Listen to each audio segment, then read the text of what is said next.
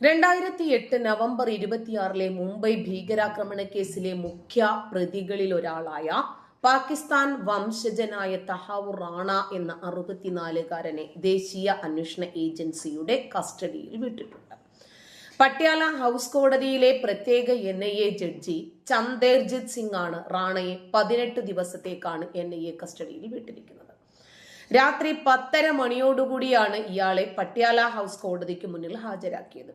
തുടർന്ന് NIA ആസ്ഥാനത്തേക്ക് കൊണ്ടുപോയി. ഡൽഹി സംസ്ഥാന ലീഗൽ സർവീസസ് അതോറിറ്റി ഏർപ്പെടുത്തിയ അഭിഭാഷകൻ പീയൂഷ് സച്ദേവ റാണയ്ക്ക് വേണ്ടി കോടതിയിൽ ഹാജരായിരുന്നു. മണിക്കൂറുകൾ നീണ്ട വാദം കേൾക്കലിന് ശേഷം വെള്ളിയാഴ്ച പുലർച്ചെയോടുകൂടിയാണ് കോടതി റാണയെ കസ്റ്റഡിയിൽ വിട്ടുകൊണ്ടുള്ള ഉത്തരവ് പുറപ്പെടുവിച്ചത്. 20 ദിവസത്തെ കസ്റ്റഡിയായിരുന്നു NIA ആവശ്യപ്പെട്ടിരുന്നത്. ഇന്ത്യക്ക് കൈമാറുന്നതിനെതിരെ റാണ നൽകിയ ഹർജി US സുപ്രീം കോടതി തള്ളിയതോടുകൂടിയാണ് ഇയാളെ ഇന്ത്യയിലേക്ക് എത്തിക്കാൻ വഴിയൊരുങ്ങിയത്. ഫെബ്രുവരി മുതൽ US-ലുണ്ടായിരുന്ന NIA സംഘത്തിന്റെ നേതൃത്വത്തിൽ വ്യോമസേനയുടെ പ്രത്യേക വിമാനത്തിൽ ഇന്നലെ വൈകിട്ട് 6:30 റാണയെ ഡൽഹി വിമാനത്താവളത്തിൽ എത്തിച്ച് അവിടെ വെച്ച് തന്നെ അറസ്റ്റ് രേഖപ്പെടുത്തുകയും 2 മണിക്കൂറോളം ചോദ്യം ചെയ്യുകയും ചെയ്തു. US കോടതിയിൽ NIAയ്ക്ക് വേണ്ടി ഹാജരായ അഡ്വക്കേറ്റ് ദായൻ കൃഷ്ണനായിരിക്കും ഇന്ത്യയിൽ വിചാരണയിൽ NIA പ്രോസിക്യൂഷൻ സംഘത്തെ നയിക്കുന്നത്. അഡ്വക്കേറ്റ് നരേന്ദർ മാനിനെ സ്പെഷ്യൽ പബ്ലിക് പ്രോസിക്യൂട്ടറായും ആഭ്യന്തര മന്ത്രാലയം നിയമിച്ചിട്ടുണ്ട്. റാണ പാകിസ്ഥാൻകാരനല്ലെന്നും കനേഡിയൻ പൗരനാണെന്നും പാകിസ്ഥാൻ പ്രതികരിച്ചിട്ടുണ്ട്. തഹാവൂർ റാണയ്ക്ക് കേരളവുമായി എന്താണ് ബന്ധം? കൊച്ചിയിൽ വന്ന് ലോഡ്ജിൽ താമസിച്ച തഹാവൂർ ഹുസൈൻ റാണ എന്ന കൊടും ഭീകരനെ കാണാൻ എത്ര മലയാളികൾ അവിടെ എത്തിയിട്ടുണ്ട്? മലയാളികളുടെ ലക്ഷ്യം എന്തായിരുന്നു? അതിൽ എത്ര പോപ്പുലർ ഫ്രണ്ട് ഭീകരർ തഹാവൂർ ഹുസൈൻ റാണയെ കാണാൻ എത്തിയിട്ടുണ്ട്? പല ലക്ഷ്യങ്ങൾക്കായി പ്രവർത്തിക്കുന്നവരല്ല, ഒരേ ലക്ഷ്യങ്ങൾക്കു വേണ്ടി പല ദിശകളിൽ പ്രവർത്തിക്കുന്ന ആളുകൾ പരസ്പരം തമ്മിൽ കണ്ടിട്ടുണ്ടോ? എന്താണ് പോപ്പുലർ ഫ്രണ്ടുകാർക്ക് ഹുസൈൻ റാണയോട് പറയാനുണ്ടായിരുന്നത്? ഹുസൈൻ റാണ കഴിഞ്ഞ ദിവസം ഡൽഹിയിൽ എത്തിച്ചു. ഇനി തിഹാർ ജയിലിലേക്കായിരിക്കും എന്നൊക്കെയുള്ള. അതിനിടയിൽ വരുന്ന ഏറ്റവും പ്രധാനപ്പെട്ട വാർത്ത എന്ന് പറയുന്നത് തഹാവൂർ റാണ കൊച്ചിയിലെ താജ് ഹോട്ടലിൽ താമസിച്ചിരുന്നു. PFI അതായത് നിരോധിത സംഘടനയുടെ ചില നേതാക്കളുമായി ബന്ധമുണ്ടോ എന്നുള്ള സ്ഥിരീകരിക്കാത്ത വിവരങ്ങൾ പുറത്തു വരുന്നുണ്ട്. ഇതുമായി ബന്ധപ്പെട്ട അന്വേഷണത്തിന് NIA ഇറങ്ങുന്നുണ്ട്. താജ് ഹോട്ടലിൽ താമസിക്കാനെത്തിയ കൊടും ഭീകരനെ പിന്നൊരു കാര്യമുണ്ട്. പാകിസ്ഥാൻ വംശജനാണ് എന്ന് പറയപ്പെടുന്നു. ശരി, ഇരിക്കട്ടെ. അയാള് കനേഡിയൻ പൗരനാണ് എന്നും പറയപ്പെടുന്നു.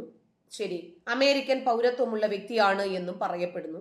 ഇതെല്ലാം പരസ്പരം കൂട്ടി വായിച്ചാലും ശരി, ഒരു രാജ്യത്തെ പൗരൻ മറ്റൊരു രാജ്യത്ത് വന്ന് ഭീകര പ്രവർത്തനം ചെയ്യുന്നെങ്കിൽ തീർച്ചയായിട്ടും ആ രാജ്യത്തിന് അതിനകത്ത് മുഖ്യ പങ്കാളികളില്ലേ?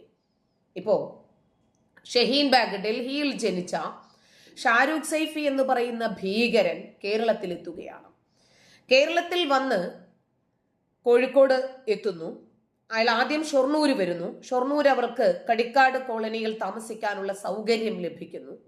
6 മൊബൈൽ ഫോണുകൾ ലഭിക്കുന്നു. ചപ്പാത്തിയും ഗ്രീൻ പീസ് കറിയും ചുവന്ന ടിഫിനിലാക്കി അവന് ലഭിക്കുന്നു. പെരുന്നാളിന് മുമ്പ് തന്നെ പെരുന്നാൾ പുടവയും വളയിട്ട കൈകൾ അവന് ഉണ്ടാക്കി കൊടുക്കുന്നു. ഇതെല്ലാം അവന്റെ കയ്യിൽ സുരക്ഷിതമായി എത്തുന്നു.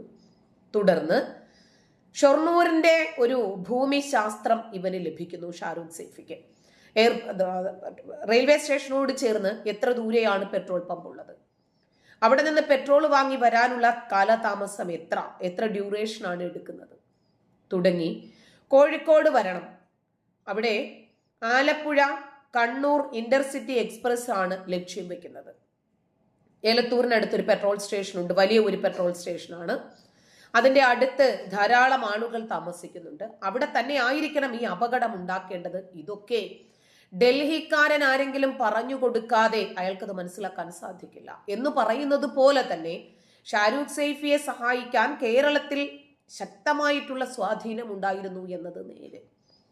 അതേ രൂപത്തിൽ തന്നെ ചിന്തിച്ചാൽ തഹാവൂർ റാണയ്ക്ക് മുംബൈയിൽ ഭീകരാക്രമണത്തിനു വേണ്ടുന്ന വഴി ഉണ്ടാക്കി കൊടുത്തത് ഈ രാജ്യത്തിനകത്ത് നിന്നുള്ളവർ തന്നെയല്ലേ? കേരളത്തിലെ ഇന്റലിജൻസ് വിഭാഗത്തിനോ പോലീസിനോ അല്ലെങ്കിൽ അത്തരം സുരക്ഷാ സംവിധാനങ്ങൾക്കോ കഴിഞ്ഞില്ല എന്ന് പറഞ്ഞാൽ അത് വിശ്വസിക്കാൻ കഴിയാത്ത കാര്യമില്ലേ? അപ്പൊ ആരോ ഇയാളെ സംരക്ഷിക്കാൻ കേരളത്തിൽ കൃത്യമായി ഉന്നതങ്ങളിൽ ഇടപെടലുകൾ ഉണ്ടായിരുന്നു എന്നല്ലേ നമ്മൾ മനസ്സിലാക്കേണ്ടത്. ശരിക്കും ലഷ്കർ ഇ തോയ്ബ അല്ലെങ്കിൽ ISI എന്നിവയുടെ പ്രവർത്തകനായിരുന്നു ഈ തഹാവൂർ റാണ എന്ന് വേണമെങ്കിൽ പറയാം. അപ്പോൾ ജനിച്ചത് പാകിസ്ഥാനിലാണെങ്കിലും പിന്നീട് ഇയാൾ കനേഡിയൻ പൗരത്വം നേടി പിന്നീട് അമേരിക്കയിൽ പോയി അങ്ങനെ നടന്നതാണ്. പക്ഷേ ഇയാൾ പിന്നീട് ട്രാവൽ ഏജൻസിയുമായി ബന്ധപ്പെട്ട പ്രവർത്തനങ്ങളൊക്കെയാണ് നടത്തിയത്. അതായത് ഇപ്പം ഇസ്ലാമിക രാജ്യങ്ങളിൽ നിന്ന് യൂറോപ്പിലേക്കോ അമേരിക്കയിലേക്കോ മുസ്ലിം സമുദായത്തിൽപ്പെട്ട ആളുകൾ കുടിയേറി പോകാനായിട്ട് പോകുമ്പോൾ ഇയാൾ എല്ലാവരും സഹായങ്ങളൊക്കെ ചെയ്തു കൊടുക്കും. അങ്ങനെ ഇന്ത്യയിൽ പോലും മുംബൈയിൽ പോലും ഇയാൾക്ക് ആ സ്ഥാപനത്തിന്റെ ഏജൻസി ഉണ്ടായിരുന്നു. അങ്ങനെ ഇയാൾ ഇന്ത്യയിൽ പലതവണ വന്നിട്ടുണ്ട്. അങ്ങനെ വന്ന കൂട്ടത്തിലാണ് ഇയാൾ കൊച്ചിയിലേക്ക് വന്നത്.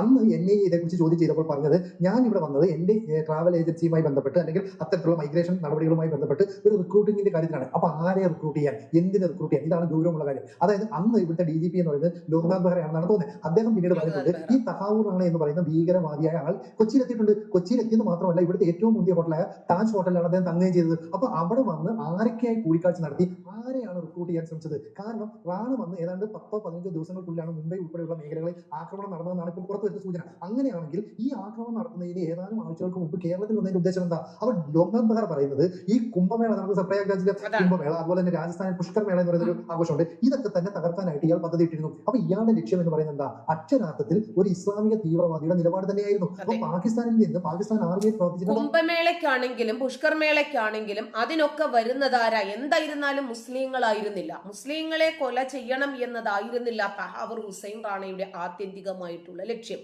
ഒരു മുസ്ലിം ഭീകരൻ, ഒരു മുസ്ലിം തീവ്രവാദി എങ്ങനെയാണോ ചിന്തിക്കുന്നത് അതേ രൂപത്തിൽ തന്നെയാണ് തഹാവൂർ ഹുസൈൻ റാണയും ചിന്തിച്ചതും പ്രവർത്തിച്ചതും.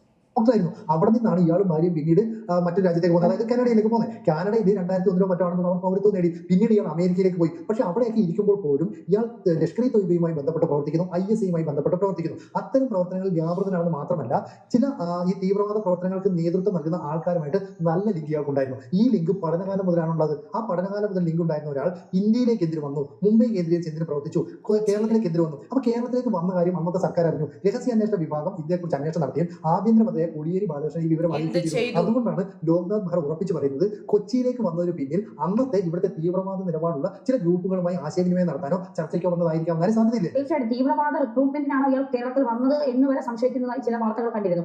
അപ്പോൾ ഈ റാണ കേരളത്തിലെ കൊച്ചിയിലെത്തി ഇവിടുത്തെ ഏറ്റവും വലിയ ഹോട്ടലായ താജ് ഹോട്ടലിൽ ഇയാൾ താമസിക്കുന്നു. അവിടെ നിന്ന് തീവ്രവാദ റിക്രൂട്ട്മെന്റുകൾ നടത്താനെന്നുള്ള ഇയാളുടെ ഏജൻസിയുടെ കാര്യത്തിലാണെന്ന് പറഞ്ഞു വരുന്നു. പക്ഷേ ചില നിരോധിത സംഘടനയുടെ നേതാക്കളുമായൊക്കെ ഇയാൾ സംസാരിച്ചു എന്ന് പറയുന്നു. കാരണം ഇസ്ലാമിക രാജ്യം ഉണ്ടാക്കാൻ തഹാവൂർ റാണയെ പോലെ പ്രയത്നിച്ചവരാണ് ഒരു നിരോധിത സംഘടനയുടെ ആൾക്കാർ എന്ന് പറഞ്ഞ് ഇപ്പൊ തീഹാർ ജയിലിൽ കിടക്കുന്നവർ. അപ്പോൾ ഇവർ തമ്മിലുള്ള ഒരു കണക്ഷൻ. അപ്പോൾ കേരളത്തിൽ ഇവർ വമ്പൻ പിന്നെ എന്താ പറയുക സ്ഫോടനങ്ങൾക്കോ അല്ലെങ്കിൽ അത്തരം ആക്രമണങ്ങൾക്കോ പദ്ധതിയിട്ടിരുന്നു. ഇന്ത്യയെ തകർക്കാൻ തന്നെയുള്ള ആക്രമണങ്ങൾക്ക് ഇവർ പദ്ധതിയിട്ടിരുന്നു എന്നൊക്കെ നമ്മൾ സംശയിച്ചാൽ അത് തെറ്റു പറയാൻ കഴിയില്ല എന്നുള്ളത്. മാത്രമല്ല ഇനിയാണ് നമ്മൾ ഏറ്റവും പേടിക്കേണ്ടതാണ് പല മാധ്യമങ്ങൾ പറയുന്നത്. കാരണം ഇയാളെ കൊണ്ടുവന്നപ്പോൾ ഇയാൾ അനുയായികളെല്ലാം പുറത്തിറങ്ങിയിട്ടുണ്ട്.